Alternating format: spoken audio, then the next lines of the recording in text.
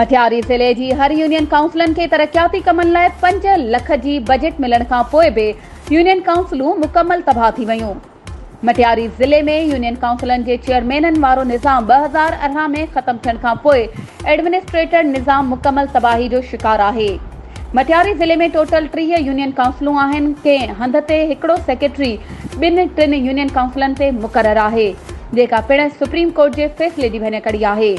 Supreme court union काउंसिलन जे लाइ notice कढियो हुयो त हर हिकु यूनियन काउंसिल ते हिकु सेक्रेटरी मुक़ररु कयो वञे, पर मटियारी ज़िले में एडमिनिस्ट्रेटरनि पारां मनपसंद सेक्रेटरियुनि खे 2-3 यूनियन काउंसिलन ते मुक़ररु कयो वियो आहे, जॾहिं त यूनियन काउंसिल बाऊखान Pathan, union council Palijani, union council Shahpur, Arif खटाण समी अक्सर यूनियन काउंसिलन जे मक़ामी माण्हुनि जो चवणु आहे त चेयरमैनी दौर ख़त्म थियण ऐं एडमिनिस्ट्रेटर ऐं यूनियन सेक्रेटरी निज़ाम खे साल थियनि पिया, पर अञा ताईं असांजी यूनियन काउंसिलन में न को तरक्याती कमु थियो आहे, न ई सफ़ाई सुथराई जो निज़ाम बहितर थियो आहे।